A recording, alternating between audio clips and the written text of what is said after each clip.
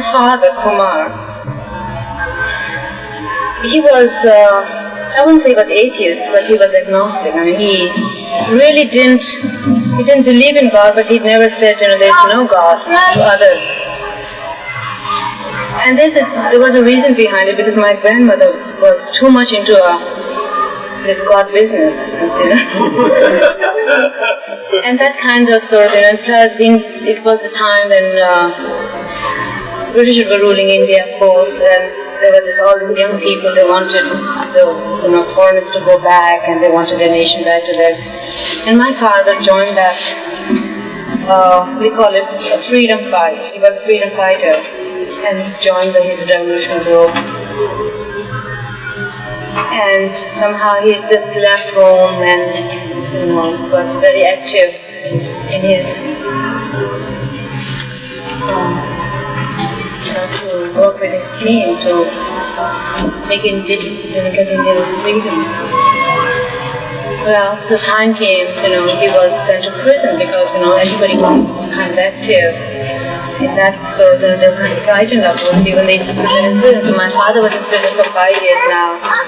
And then he gets a little release, he comes home, and my grandmother said, I'm losing this son. I mean, he didn't believe in God, and now he doesn't stay at home, he doesn't earn, So she said, let's, ask him to get married and settle down. Maybe marriage might make him settle down. So she kind of forced him to get married. So he gets married. But then he wouldn't give up. He was still into he was a revolutionary, and he wanted to carry on with his work there. So he left home again, and he was taken to prison again. And second time when he was taken to prison, he was married, and his wife was pregnant that time. And now he was in prison for another 5 years. It was almost 10 years now in British prison. And there was no chance of his getting released or anything from there. And he kind of started missing his family. And he started wondering how his wife and his mother, and what child does he have. He didn't even know, because of course they didn't allow them to write or any type of contact. So he said he told us the story, of course, that he had all of a sudden this longing to be back with his family, and he knew there's no way for him to leave the prison and go on, and there's no release for him from there. So he said, let's try God. So in other words, he said maybe there is God, so let's try that God. And the way he came up with it, he didn't know how to pray, how to ask him. So he just looks up, because he was told God is there somewhere, and he says, Mr. God, if you exist, take me out of this prison. Tomorrow morning, says, I don't remember the right time, but I think it was like 7, before 7. And if I'm out of prison before 7, I'll say, yes, there is God. And if I'm not, so that there is no God. If I'm out after 7 o'clock, I'll say, it's just coincidence. So, and then he said, okay, and for this binding, if I'm out before 7, Mr. God, for this binding, I'm ready to take any other type of any other confinement or whatever, to replace this imprisonment or whatever. And he said he had this strong feeling that there might be a God, I might really get this relief. So he started getting his things together, start tying up, packing his suitcase, not really knowing what he's doing, but he did it. And guess what? In the morning, early morning, before 7 o'clock, way before 7 o'clock, this man comes, bang, bang, he said, please, Mr. Kumar, get out of this prison, because your release came last night, and I wasn't able to come and bring that because I got involved in something. And if you're not out before an office opens up, I'll be in trouble. And so my father was out before 7 o'clock from the prison. And then, he comes back home. He starts life with his wife. By the time he had a 5-year-old son at home. And, he had no money, because whatever he had, he just kind of spent it all for his, to fight against British government buying guns and all that. So he had to really start from scratch. He had nothing. He had just a little house where his mother, his wife, and his little child used to be. So now he started sort of, find small portion of land, whatever money he had from that, and start cultivating that, and maybe when it was good enough, he will sell that, and then buy again cheaper land and start working on it, and that's how he started making his money. So now the time has passed. He left, it wasn't like he forgotten that promise or something. He started thinking about God, and he started respecting all those yogis and saints and things like that, but he never fallen for anybody yet. Nothing. So now, after 4 or 5 years later, in early 1950, one day he already had 3 or 4 more children by now, and one day he was in his porch sitting there, and he saw a tanga, horse cart, we call them tanga in India, just pulling in near his house. So he just says, who are they? I mean, India was free, and he lived in village, and nobody dressed up so, like wearing pants and shirts and all that. So he just kind of got up, and so he noted those people got up just in front of his house, and they're walking inside the gate. So he comes out, he says, yes, may I help you? And he says, yes, we want some land around your house. Is there some land here? And my father says, oh yeah, in fact my neighbor, he's selling his land, but it's very expensive and I can't buy it. So they said, no, we'll buy it, just, would you help us in that? So my father tells them to buy this land. Well, how these people were MeherBaba followers from North India, and how these people end up buying land around my father's place is a beautiful story. Like, Baba was coming North India for this Kumbh Mela. They had this every 12 years, they had this big gathering near Ganges, place called Haridwar, near Rishikesh. And they recently had that one. This year when there was big, people got hurt and killed and all that, yeah. So Baba was coming, but Baba came several months before that. Like 6 months or something before that. And he told his disciples, his followers in Dehradun and around Dehradun, I want a place in Dehradun and I want to stay there for a while, so look a place for me. And he kind of put some conditions that it shouldn't be too close to the city and this, that, and then these people were looking around the type of place Baba would like to settle down for a while. And they couldn't. So they will drive to back, and Baba will say, there's very little time, to be hurry, and again, let us will go back. Sorry, Baba, there isn't a place like the type of place you asked for. Baba, after all this letters coming and going, Baba sent them a long telegram, a very annoying telegram saying, I want this place, follow these instructions. 4.5 miles out of main town of Dehradun and southeast of Dehradun, and when you go in that road, after going 4.5 miles, go half a mile from the main road on left side, and that was my father's house, because these people just kind of followed those instructions from Baba. And if you're not able to get place, Baba said, forget about it, I'm not coming. And these people were in panic and things like that, and they found a place like Baba, and it happened to be like exactly my father's house. And he had all this open land around him, and there was somebody who was selling land, so my father helped these people to buy this land.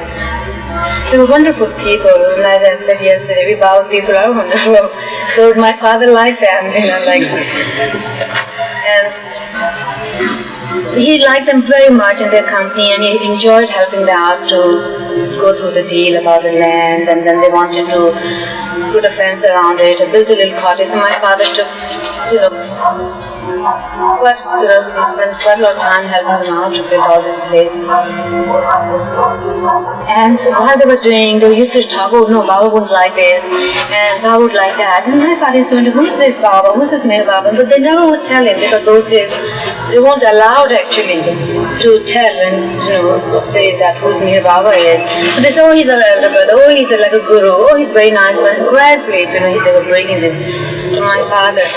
And my father and then they would say, sometimes one of them will tell us something like how beautiful Baba is, and he's kept silence for so many years. And my father wanted to see this MeherBaba, who is MeherBaba?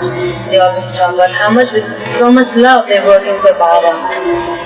And as he was enjoying working with them, helping them out and all that, so a time came after a few months later when everything was said that message came, oh, Baba's coming now, Baba's rich, Baba will be here soon. And everybody was so excited.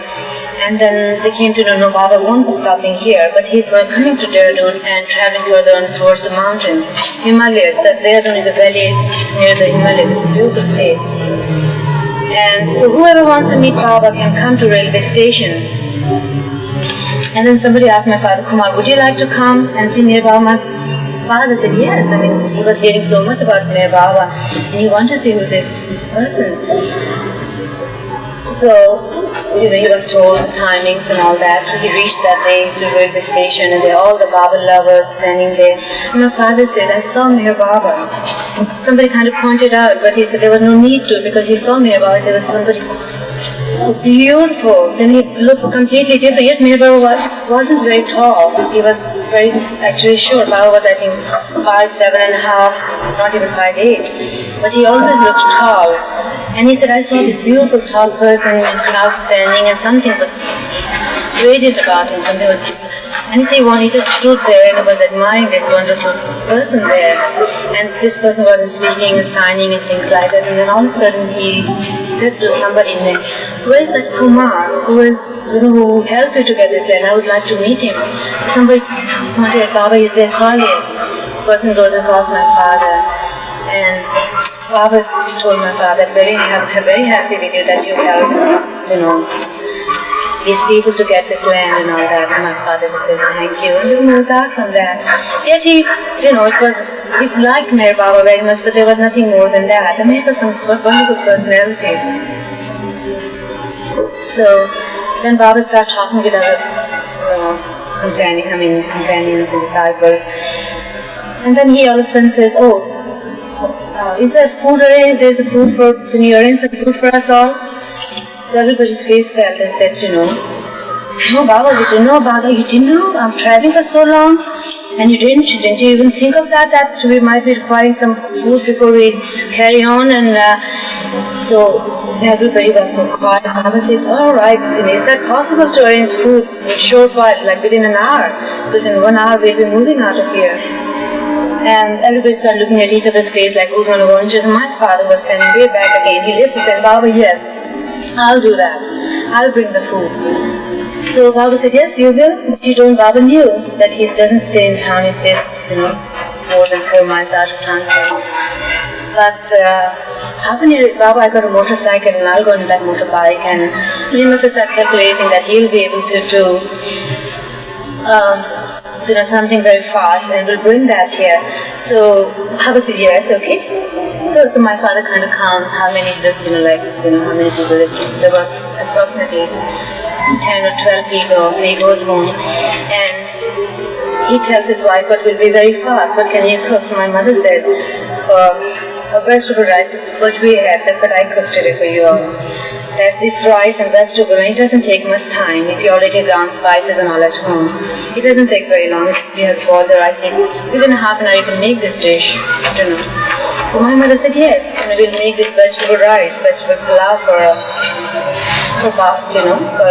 your friends. And so my mother did quickly that, and my father took that behind his motorbike. A servant was holding it, and they brought this food to railway station, to the platform where Baba was. So when my father entered, when he came inside, there was, the Baba was in the waiting room. So when he opened the door and wanted to go inside the waiting room, he saw nothing has changed. Everything was exactly the same.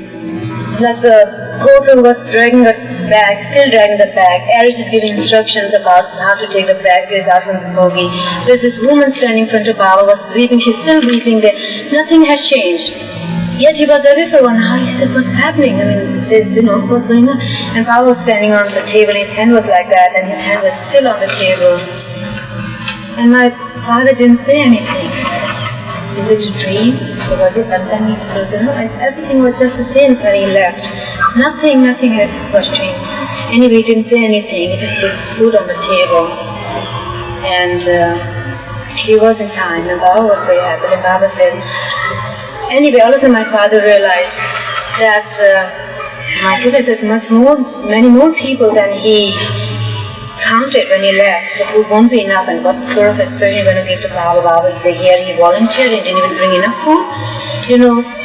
It's something like, I don't know, it must be everywhere, like in India, farmers and things like they have this, they like to feed, they like to sort of offer and things like that.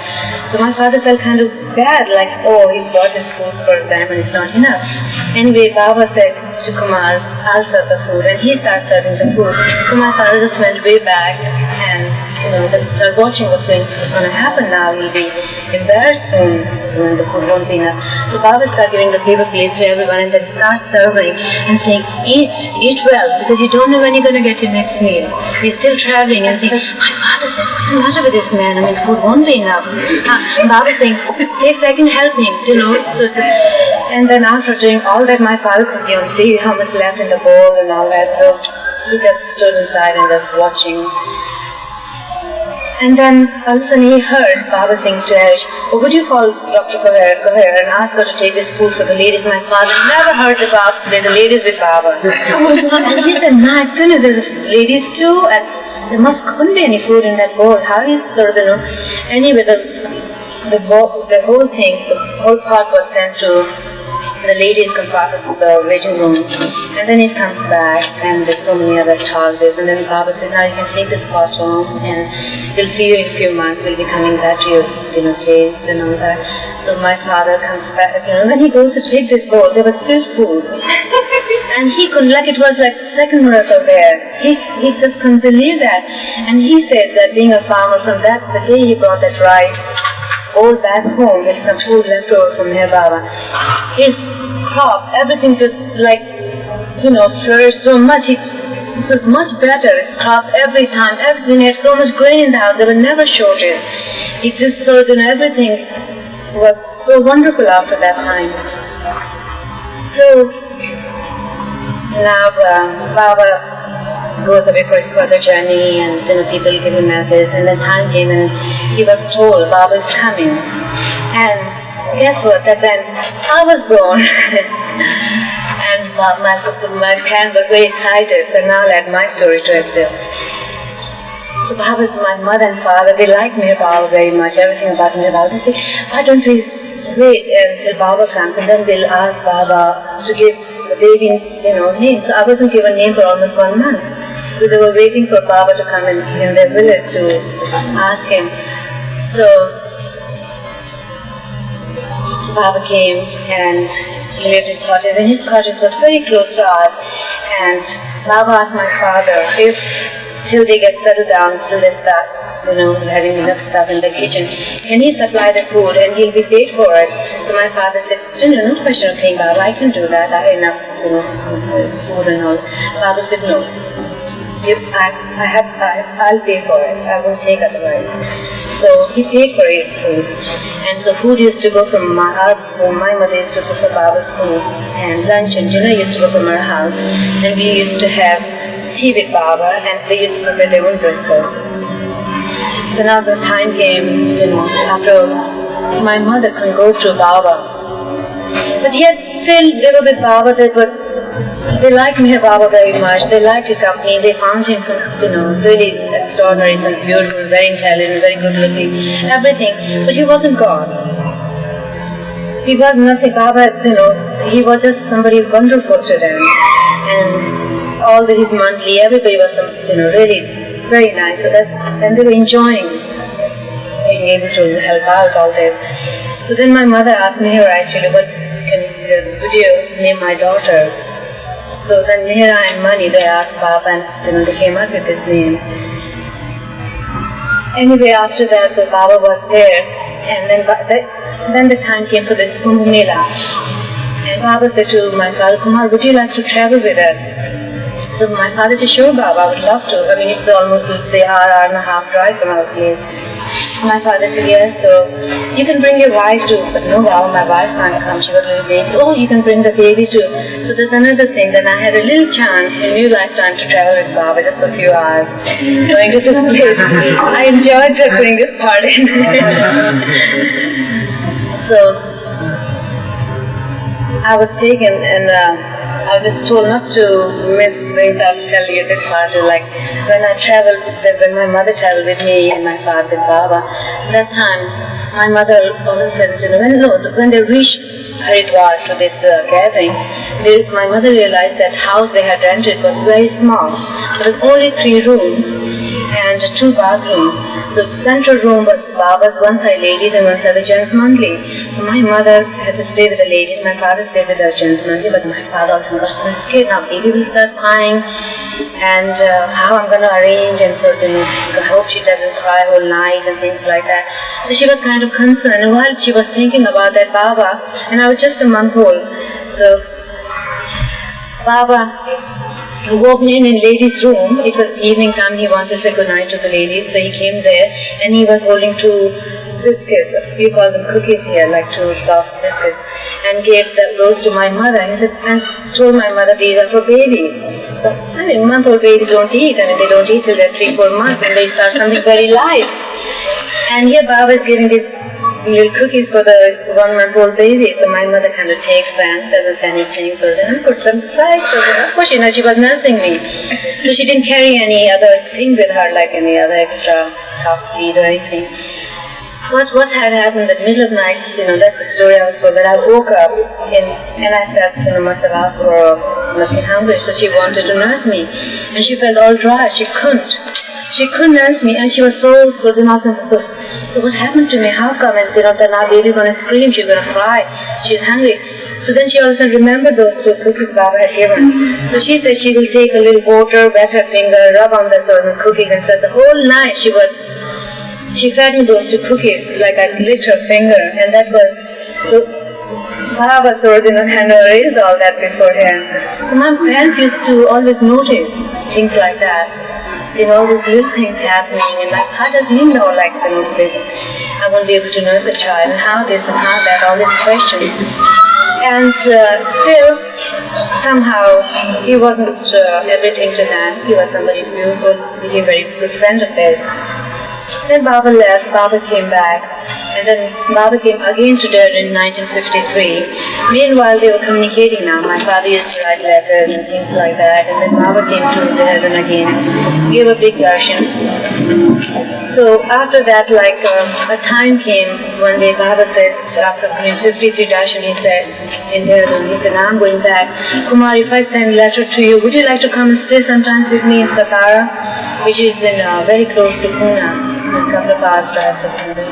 My father said, sure Baba, I would love to come and stay with you. Because Baba used to come out with the, beautiful instructions and talks and, So he liked Baba's company. So he said, yes Baba, I would come. A time came, Baba would send him a letter. Kumar, I would like you to come and stay with me for 6 months or a year. So come prepared. So my father goes there all prepared for 6 months, and maybe a year he might stay. Within a week, Baba sent him back. He said, maybe later on, now you go back. And then after 6 months later, a year later, again my father got a letter from Baba. Come, Kumar, come for 1 week to stay with us. So my father went prepared for 1 week, but this time Baba never told him to go back. After 1 week he waited, Baba's instruction to go back. Baba didn't say anything, but he was enjoying. 2 weeks, 3 weeks, 4 weeks, months, 2 months, 3 months. Then all of a sudden one day Baba said, would you obey me if I ask you a few things? Yes, Baba. Stop writing to your family. Stop having any communication with them, So he said, okay Baba, I won't. So he stopped writing to them.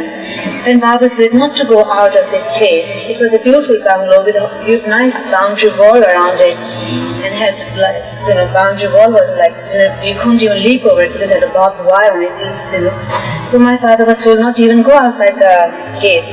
Would you do that? My father said yes.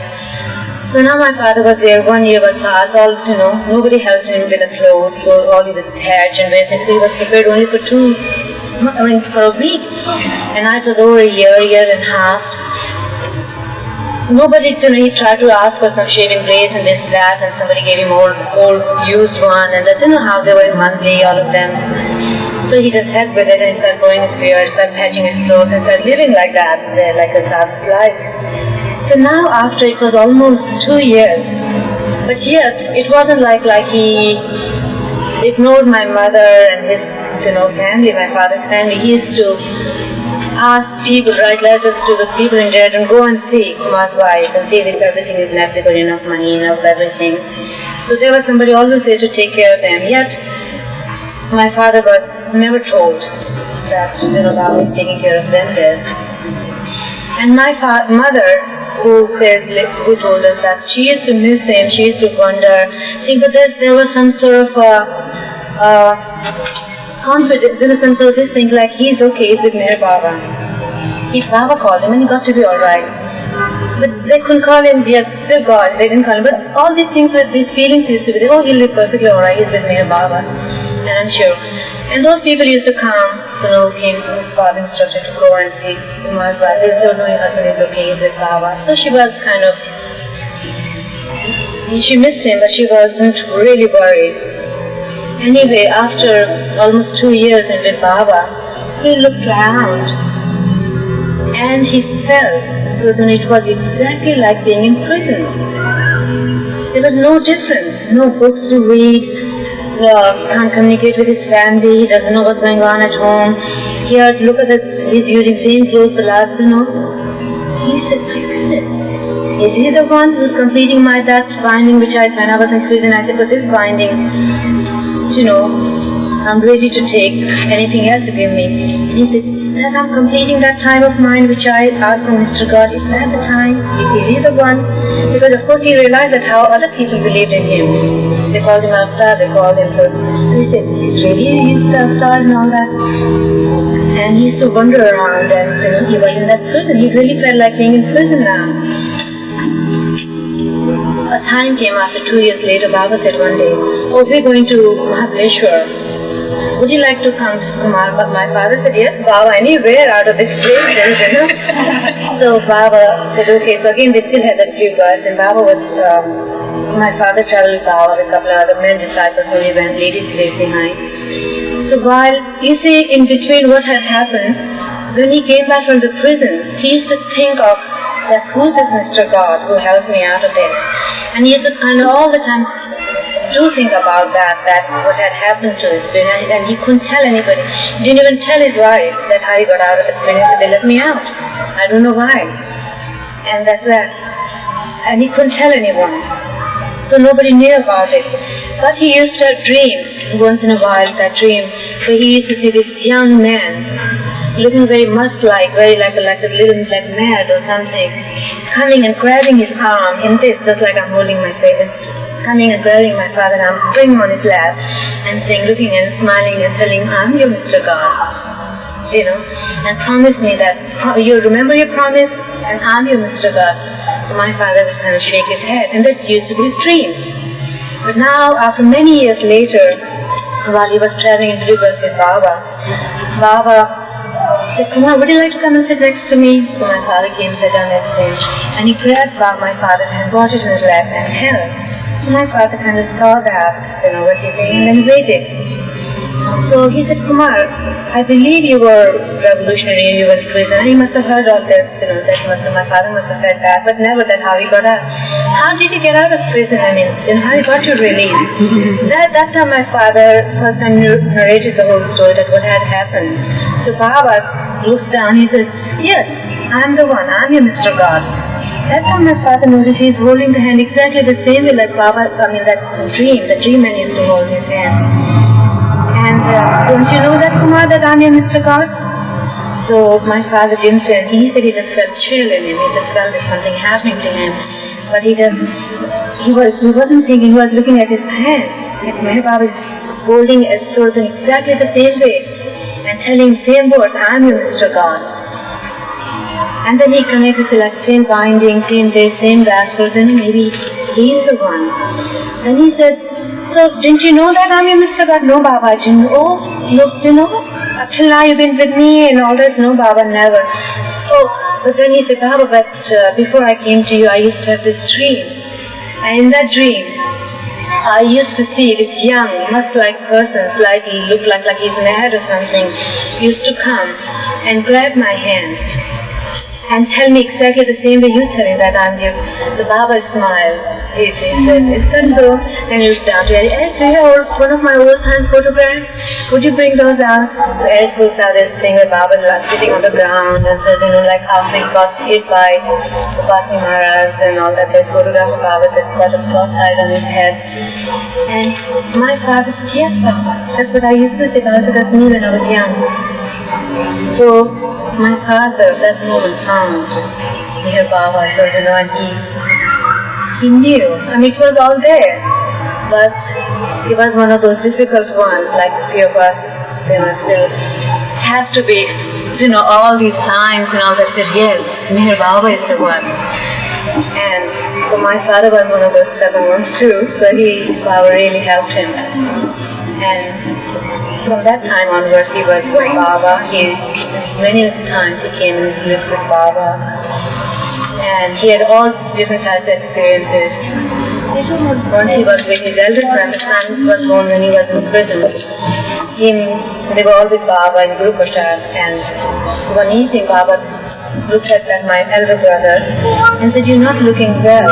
Something, And he said, no, Baba, I'm fine because I've been traveling for 2 days and that's why. He was 21 at that time.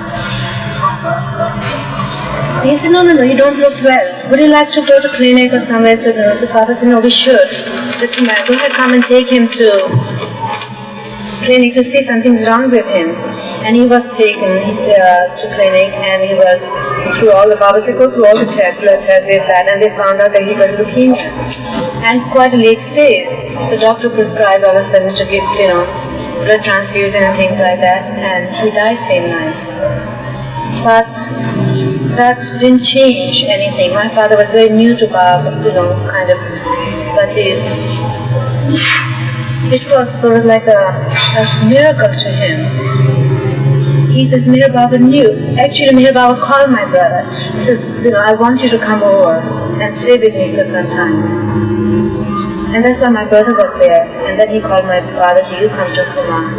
And so things like that, little experiences we had in our children, but nothing. Now my parents, my mother and father, they couldn't, they were always with Baba. And my father, he died a few months back. And until the last moment, Baba, he suffered with cancer for 6 months. But he didn't take as a suffering. He took as from Baba, Baba's cleared all his past, but not just from this lifetime, those sanskars he had collected from many lifetimes.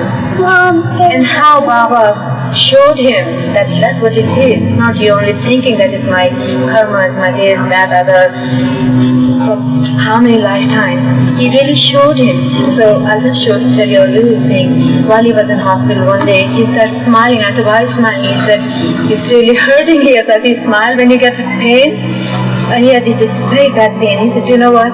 When I was in prison, we had a spy amongst us as a prisoner. But we realized he's not a prisoner, he's a spy from British government, and he was Indian, so we got very annoyed with him. He's a Hindu, being Indian, rather being outside, he's helping for money to this. So he said, I just punched him. My father was a very strong person, so he punched him in this spot. And my father said, now while he's hurting, I only see that face, that how much in agony that person was on the ground. When I saw that person, I saw that pain, and I felt that pain that time too. Oh God, what I've done. This person is so much, and today now when I'm having this pain, I see his face, that person's face. So Baba kind of even brought those little things for him to know that it's us, we create all this, and that Baba, so we have to live with all that when the time comes.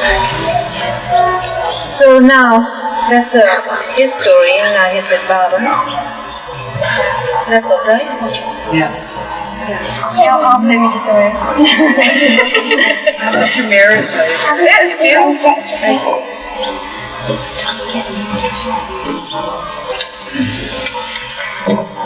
it's just a unique thing. Okay. So, alright.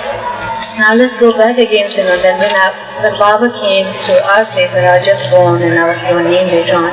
That time Baba had told my parents, I choose this girl. And my parents never asked We never asked Baba a question when he used to come out with sentences like that. What do you mean, Baba? Choose for what? What does it mean and things like that. They never did. Anyway, they did when I was getting married to Dara, which is a story I'll tell you how he arranged our marriage. That day, Baba and my parents never told me either. I never knew about that Baba had ever said something like that about me. So the day we were getting married in MeherBabaLibrary, Baba said, called my mother and father and said, Subhadra, that's my mother, said, come on. Do you remember when the baby was very young and I told you I chose this? Baba, yes, and we always thought. So I chose her for Dara that day. So they were told that, on my wedding, our wedding day, this story. So now how Baba arranged our marriage, how it had all happened. I was only 17 when Baba arranged this marriage with Dara. One day I came back from school and I saw this huge envelope on my writing table, my desk, and wasn't opened and anything. There used to be lots of letters coming, going from Manpi and Baba and all that money, but never for kids. Baba used to send his love for kids and things. I asked how this one doing, how that was doing, but never so private letters to any one of us. So now I see this letter and I see that Baba stamp on top of MeherBaba and all this. I was like, it's for me. And then again I saw the name and I opened the envelope and all of a sudden there was lots of photographs of Dara in the front and I looked at it. Somebody very good looking person, and collected those photographs and put them on the desk and started reading the letter. And the letter said, read this letter carefully. Whatever is in this letter is not my order. It's just, I'm asking you. Tricky Baba means asking, ordering, it's the same, right? He comes out with asking me, would you like to marry my nephew? Dara is Baba's nephew, Baba's younger brother's son. And everything about Dara, that his mother died of childbirth and he was sent to England for his studies and about his eyesight. Dara, my husband, his eyesight is in like little yeah.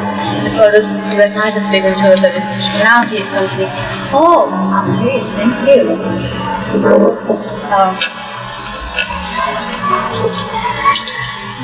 So, and Baba did tell me about that time that he got this problem, and this problem people usually do go blind. It depends how long it takes, some people go early, some later. Would you like to marry him? And not only you're saying yes would do, it's your family too. If they all agree, family means like my mother and father. So I read this letter and then I brought this letter down to my father. You see, in India, arranged marriages aren't very like something. It's very common. We do go through arranged marriages, but it's not like I'm going to tell mine how it was. I mean, they arrange and you're allowed to meet your going to be husband, and then you can talk, you can come over, you can even stay with your people, and you can say no if you don't want to marry him. But they try to look a good, like your own standard and, boy for you. So I knew one day they're gonna, my parents will arrange marriage for me, but I always used to tell them, don't you dare ever try to arrange marriage for me. You've done it for 2 other sisters, that's enough. I mean, you had your fair for...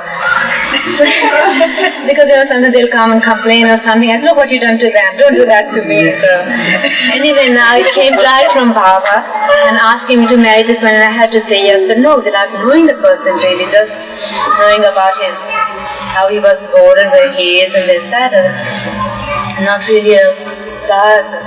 Anyway, I went to my father. My father got also very frightened, looked up. Yes. So I said, yes, Baba's asking for this marriage. Yes, I'll marry Dara. And my mother all of a sudden is so attention, my baby, I mean, how could you do that? You don't even know, and we don't even know him, and he's going to go blind. How the mothers are. Yes, she believed in Baba, but don't know how the mothers are. She could even argue with Baba. How could you do that to my daughter? So, But she done anyway. She looked towards me and my father. We both were kind of very quiet about it, and we both said yes. The poor woman didn't have any choice and said, okay, write to him, say yes. So I had to write to Baba, say, you write to me. So I sent him telegram, I said, Baba, yes, I'll marry Dara. Then I was asked, then immediately, within a few days' time, I was said, it was in 68 now.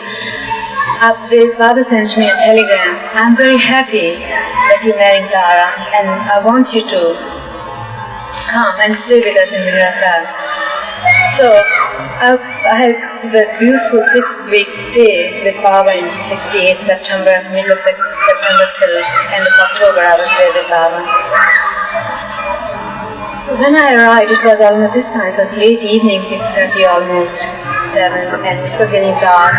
So Meheramani and all, they really welcomed me, with the flowers and candies, and this is the way we do it in India. And Mehera said, "Oh, you see, you came so late in the evening, and how will you see stressing out? You won't be able to see Baba." So I felt very sad. I said, "Here, everything was for Baba." I said it, yes, because it was from Baba. Like saying, I was doing something for Baba, and I wanted to see him. And I was told he can't. So I was kind of disappointed. But while I was disappointed about not being able to see Baba that evening till next day, I heard a clap. So ladies, all of them, they just left me there by myself, and they honored because it was Baba's order. Whenever they hear a sign from Baba, should drop whatever they're doing and come. So they did. So all of a sudden I was by myself there, and they left me and they went to Baba. And then here comes smiling, said, "I would like to see you right now. You can come." So I was after all, so many years, it was after 14 years that I'll be seeing Baba. I saw Baba when I was 3 years old. My parents couldn't afford to bring us all to see Baba. They used to come now and then. And lots of communication, but I didn't see him. So what I had remembered, that childhood Baba, a beautiful looking Baba with hair flowing, wearing this lovely satra, always beaming, pink cheeks, and full of love, how he sort of, gave breast to each of his lover, how much love it. And I grew up with that. So he was my companion. He was always with me. It wasn't like you just remember him, but he was protector, he was friend, he was family, he was always there. And so I'll be seeing him again, that beautiful Baba, the beautiful my childhood companion now. And when I went to his room, from Mehera's parlor, Mehera's sitting room, I was taken. Baba was sitting, the room was exactly the same, so Baba's bed and his cushion, Baba was sitting like that. And I went in there, and I looked around, where's Baba? I didn't see MeherBaba, I saw this old sick man sitting on the bed. That was my heart, but where's Baba? So then I missed Baba, and I looked around, and Baba just turned, he couldn't turn because Baba was so sick. He couldn't even turn, and I didn't want you to go inside the room. I didn't want you to have anything to this old person there on the bed. So I did come inside, and I looked up, and I missed Baba that moment. I really missed my childhood. That beautiful young Baba. That 14 years ago Baba, after that, he was so beautiful. He was so young looking, he was so nice and so broad, and here this old man sitting on the bed. I didn't know what to do. I went there and I wanted to sort of say Jai Baba, then I didn't even do that, and I stood there and I started weeping. And I was really want to run away out of that room. I didn't want you to sit there. I didn't want you to do anything. I mean, he's not MeherBaba, he's not my man, he's not my friend, he's somebody else sitting there. And it was terrible. It was the whole feeling, everything. In that moment I said, I waited for somebody to sign me to, you can go now. That moment, Baba lifted his arms up like that. I don't know, when I went for his arms and I embraced Baba, his embrace was like a strong, healthy man. He wasn't like an old man, but he showed me right away, what you say is not right. Here I am, I'm the same person. And, it was like my goodness, he's the same. He was like really giving a hug to a healthy, strong person. And Baba was there right there, and he put my head on his shoulder, petted for a little while. And time has stopped, everything was so still, everything like so beautiful. I'm with him, with my friend, my companion. And then Baba lifted my head right in front and looked up, and he knew what was going on inside. So he said, "Are you happy now?" "Yes, Baba." So like shaking, saying, "Happy now?" "Yes, Baba." And he said, "Be happy, stay like that." Like saying, "I am there, I am the one." What you see is not. And then he said, "Now go and rest, and we'll talk tomorrow, and this, that, and there will be a meeting about, and we'll talk about Dara and wedding and all that." Okay, Baba, I left. I didn't want to leave that room. I didn't want you to come out. It was so beautiful. It was something I was floating in that room.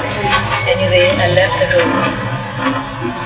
came out next morning. I was told to, come and have breakfast with Baba and the ladies. So I was staying there with them, the ladies. So I went to Meera's kitchen. Meher's dining room, and there I see Baba, like a little baby, sitting on his chair. His hair was open, Meher is combing his hair. He looks so beautiful. He's this white bib on him, very white, so they're all ready for the meeting. And eating this porridge, just it reminded me like Jamshid and Meher and my children when they were young. It was just like that, and it was like it's something where I felt that like. It was beautiful to see Baba that way, and so I'd like to share that. And then Baba said, "You got heavy breakfast quickly, and then we'll go for the meeting in the Monday hall." And Monday hall was exactly the same. They got now extra few chairs, Baba's chair and this and that, but then Baba said he used to sit there in few chairs and grass on the ground. So we all came, everybody sat down. So in the meeting hall there were, all Baba's monthly, James monthly, and plus his outside monthly. I call outside monthly, I don't know, maybe you wouldn't like to say that. Like Meherji and Sharosh and Nariman and all of these people who were so close, yet they didn't live in Ashram and work from outside. So they were all there. And so Zarich and other Dr. Donkin was alive at that time, and Kaka Baria, Bedro, Francis Bergeron, and all of them, they were all sitting there in that hall. And Mani and Goher came as two ladies, and myself, three of us got called there too. So Mani and Goher sat down as Baba, and I sat down where the Linholm's painting is. And at that point, I don't remember that the painting was there. And while sitting there, and Baba hears, now this third, I saw him old man, I saw him strong, I saw him as a baby. Now he is sitting like a businessman. Sitting and frowning his head, okay, and how many guests? And no, it shouldn't be too much. You people always make sure you keep quiet. You always want to make things everything big, and there's no time. When Baba used to say there's no time, he used to always wonder what does it mean? For his university work, or what he doesn't have time. Then we realized, he dropped his body just 1 month and 7 days, exactly after our wedding, he dropped his body. Anyway, so, and telling this one, Viru was there too, and then this whole arrangement was going on, and of course Dara wasn't there, he was nowhere seen, he was still in England. I was sitting in the corner in this side, so I could see Baba's side and all that, and he was talking to just like you all here. And so I looked and I was just looking, I said, they're talking about our marriage, my wedding. Nobody's asking me anything. Great. So, I'm looking up and down at Baba and looking there, here, there. Then all of a sudden I remember, like my father used to make us do Baba's party in the evening. And the whole family used to get together. It wasn't forced, but we were told that who wants to come. And because we all love Baba, so we all used to get together and used to do Pravadiga prayers and repentance prayer, and then our Aarti, Hindi or Gujarati or any arches we used to do. So I said, this is a nice moment. Here I always refer to his picture. For the last 14 years I've been doing this, and now he's here. And I'm not involved in this talk. I don't have to listen what's going on. I can do my prayers, but how to do that? So I said, I'll just say it without looking up. And so I just, I didn't want to do like that or any stand. And I didn't want anybody to notice I'm saying my prayers to Baba. So I just very careful that how I was sitting, start saying without, moving lips. And when I finished, I say, yes, that's it, I finished. Even hardly two others. That moment, as soon as I'm finishing my whole thing, I thought I saw Baba standing thing like that, and again, okay, what do you think, how much drink and all this? And I said, did I see that? Or because I wanted to see that. That's what I felt is, and but it was a wonderful feeling that Baba did that to me. And so later when the meeting was over and all that, I asked Goher, did you, I saw Baba saying like that, did you see that thing? She said, yes. And I did joking because I'm asking you first. She said, no, I really did. He said he did. He looked in the middle of conversation. He did look towards me. He did like that, and then again. And so I was really happy that he heard my prayers, and I had this chance to be able to say my prayers to him, in his presence. Anyway, that whole meeting was arranged, and how many guests, this, that, other, and wedding was arranged for 23rd of December, and engagement was 22nd of December, and Dara was coming to India on 19th of December. Means only 4 days before wedding he was coming, so if I had to meet him, I could see him before 4 days. Anyway, even he didn't want it that. So now I was Baba's dinner. It was already my 6 weeks over in Baba's dinner. You go to Bombay, in the Irani, to do all your wedding shopping. And Baba did everything. He arranged this wedding and he spent all the money and everything. Both sides are, and as we were told not to spend a pie. It will be all from Baba, like Baba wanted to do this. So he said, are you going with Arnavaz? And Arnavaz will take care of all the shopping and everything. And you buy. Then he will tease me kind of, what are you going to buy? And what are you going to buy? And then one day, the day I was leaving, he said, you're going to buy a wedding saree for yourself? I said, yes, Baba. What color? Then how much in detail?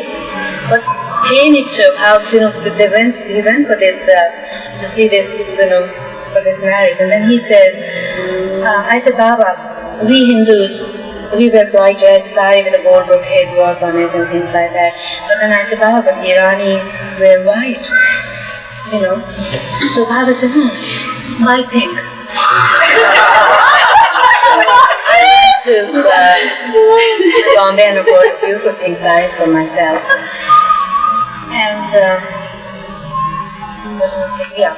then, I left from there and then then I came back in December for the wedding. Anyway, I couldn't see Dara. I saw Dara the engagement day, but I talked to him when we were already married. I mean, we talked to each other when we were already married. So how it had happened, you see, when I came in September or October to visit with Dara, that time I was really fat. I was very big then. I mean, I was big. Baba didn't like that. Baba said, you're a little fat, but very polite. And, but you see, the eye is very skinny, and he said, he's not big built, and you look bigger than him. So you go home. I was going home for 3 months, October, November, December, and you reduce. So I said, okay, Baba, and somehow didn't pay much, so didn't think about it. And when I went to there, I told my mother about this wedding, and I'm getting married end of December, and then going with Dara, and I'll be living in England and all that. My mother got kind of, oh my darling, you won't get this, you won't get that, and she would start making all this food for me, and people started inviting me when they came to know that I'll be, getting married outside. I had lots of friends and all that. So when I came December, I was called almost 13 or 14 days before wedding, 13 days before wedding. And when I came there, I had put on a little bit more weight. So when I went to Baba's room, oh, how was your trip and this, that, and other, you were, had a nice time, yes, Baba. Then all of a sudden I saw weight. Yes, all of a sudden, I started coughing, choking, I get all of a sudden, sneeze, this, that, headache, everything, so, water running. Baba said, go ahead, just see what's the matter with Amrit. And go ahead, Baba, she's not well, she's got a fever, oh, put her to bed, take her. For 13 days, I wasn't allowed to meet MeherBaba, Mehera, or anybody. Only Gohar used to come, Dr. Duncan used to come, or somebody they used to call Dr. from the city when the fever wouldn't come down. And I was in this, they wouldn't give me any food or anything, and I would just give a little bit of glucose now and then, and lots of pills to swallow. And that was, so and 13th day was our engagement.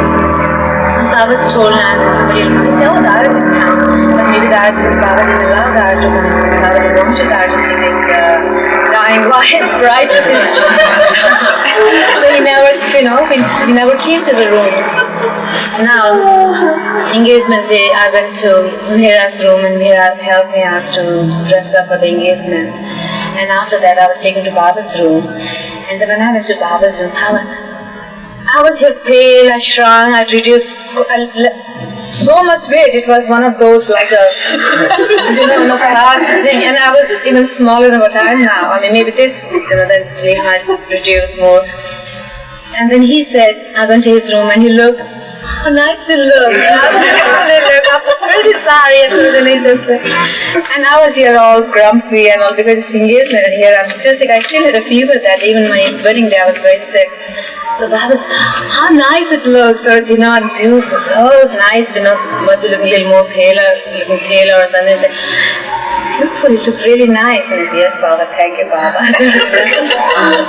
Then Baba came first out to the Mehera's porch, and then I was brought there. So I came there, and Baba was already standing there, and we both, I came there and Eric kind of announced it, who Tara is and who's Amrit is, And then Baba was holding up engagement ring and we exchanged rings. And that was, then I was sent to my room. I didn't take any part in Mehera's birthday or anything, but Mehera's birthday too on 22nd. And I was asked to go and rest, but tomorrow the wedding, it will be a big day. So same thing happened next day again. I was called to Mehera's room and she helped me dress me and all that. And then we came. And we garlanded Baba. That was all that was the whole ceremony. We both garlanded Baba, then Baba asked to garland each other, and then he gave his garland, which some followers put those garlands on them, and those garlands were taken out and kept aside. So Baba picked up 2 garlands from there and gave us one, told one of the person to give it, and we exchanged these garlands. And then he was holding our ring, and we again exchanged the rings on each other's finger. And the cake was brought, and when the cake came, so I looked at Baba. Baba smiled, and he asked me to come in his right, and I was left. So 3 of us, Baba held in center, the knife, I held in front, and Dara in the back, and the 3 of us cut the cake. So that was just, we were married, and then I had to go with Dara then too. Dara was living at Vidu and Shiroshes that time. So I didn't want you to go back with her. Baba said, you have to go and be with your husband and family now.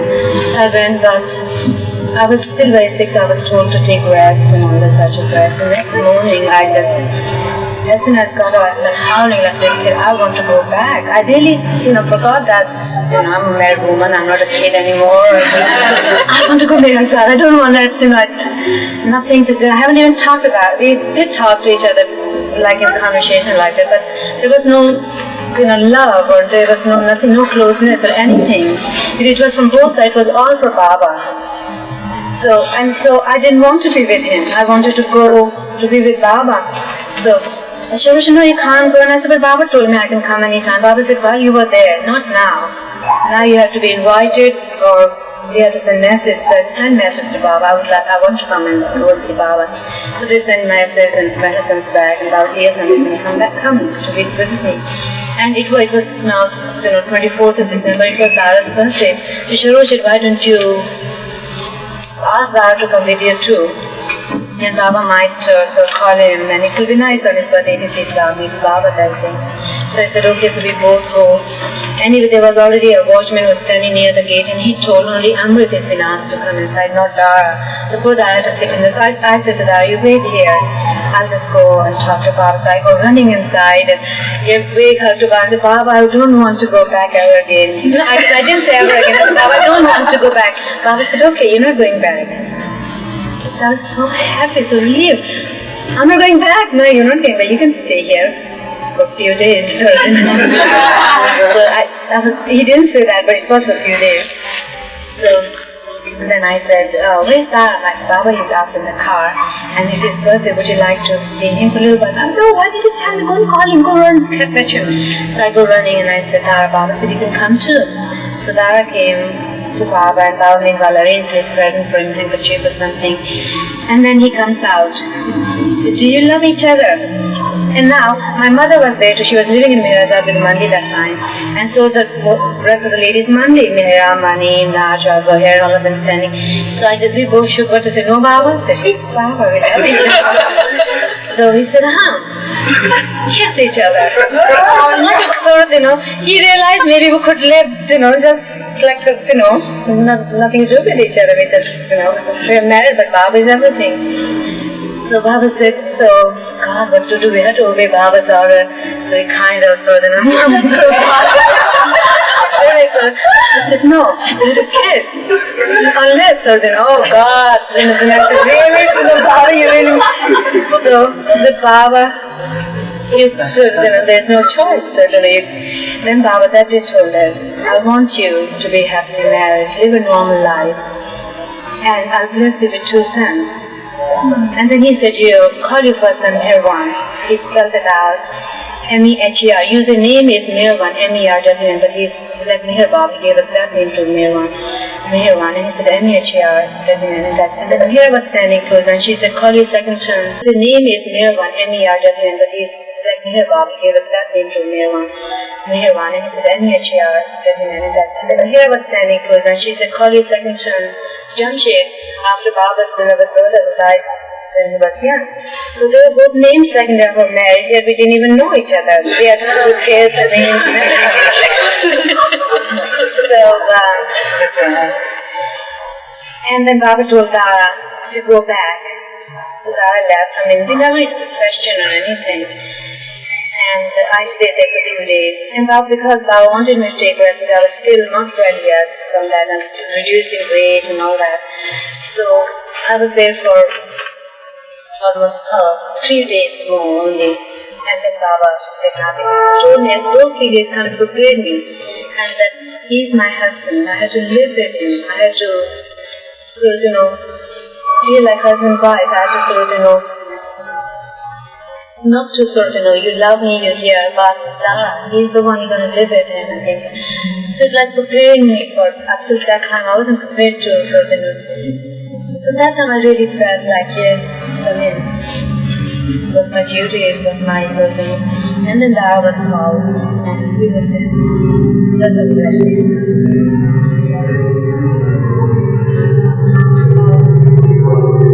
Nobody's asking a question here, which is very good. But I would like to say one thing about our marriage. Lots of people did ask the question, you might feel this thing in your, like, why? I feel, I'm sure lots of you would like to hear, things.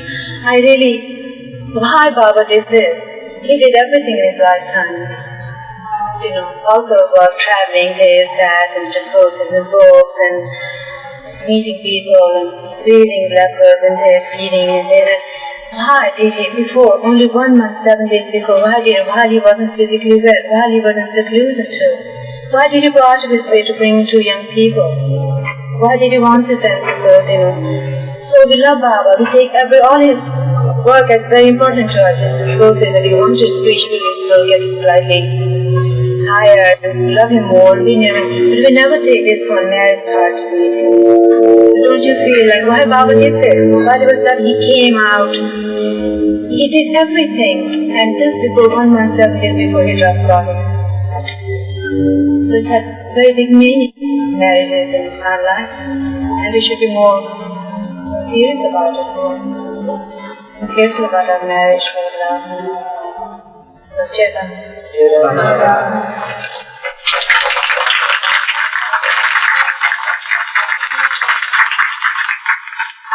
He told you not to make a move. 2 sons, so we didn't come back after we had 2 sons. That took a long time, 5 years. You were in England? Yeah. We were first studying and training, but then later on we had done. We moved out to short while and we came back to India.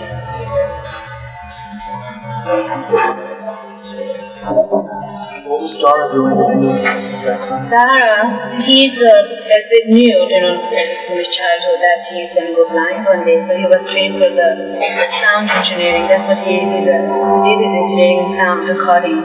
So that, and he used to work for the car, Ford car. He used to work for them for the sound, to do with the sound they required to see, this sounds okay and all that. So he was working for them, and then that started giving him more and more problems. So he decided to come back to India.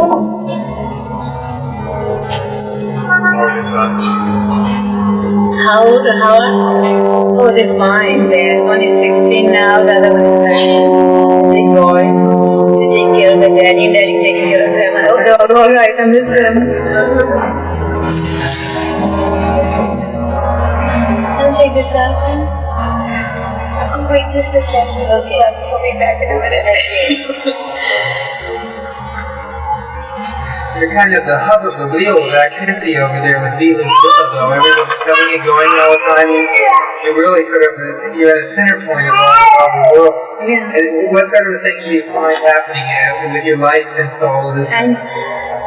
But it's like really sitting there, and that's what I feel for the like this.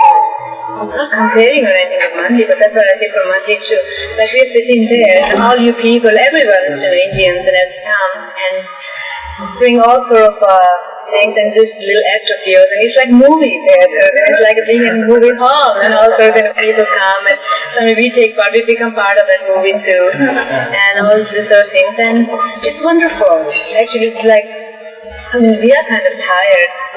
It's especially me and Dad, we do feel like sort of, even Pinu too, she's much more tired than we are, and that's why she doesn't want to be. So the Monday is very tired, and they must have all known that they cut down to from 5 days to 3.5 days only. No, from 6 days. Only Friday used to be off. From 6 days to only 3.5 days now. Can't go other days. So it's but life, in India it just goes on. You have to do something, so much to do this thing, and this time we met lots of wonderful friends.